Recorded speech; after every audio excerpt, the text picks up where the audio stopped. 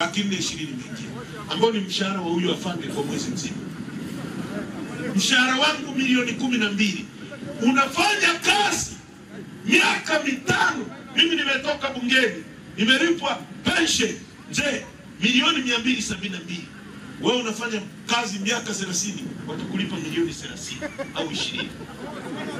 Alafu watu wanaingia bungeni badala ya kujadili maisha yenu, yeye akikohoa anakwenda India kutibiwa, anakwenda hata aseme warau askari basi wapate insurance hata shambuliwa na majambazi, hata ya kwenda Aga Khan tu, acha nje ya nchi, yani ya kwenda Aga Khan tu hawajasema. Wanazungumza mama mitukano na wanawaambia niye pigeni wanaotukana mama.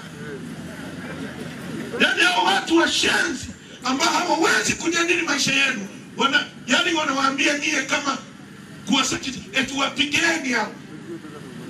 Lakini inapofika pensheni yako, inapofika mshahara wako, inapofika maisha yako, inapofika watoto wako, hawakusemei chochote.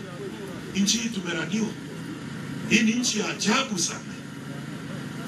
Nchi ambayo watu mmekaa hapa mnasema hali yako juu mgoje chini, kwamba mimi nimeumbiwa umaskini, kwamba Mungu huyu tunayemjua asiye na upendeleo alitaka mimi niishi vizuri alafu wewe uishi vibaya.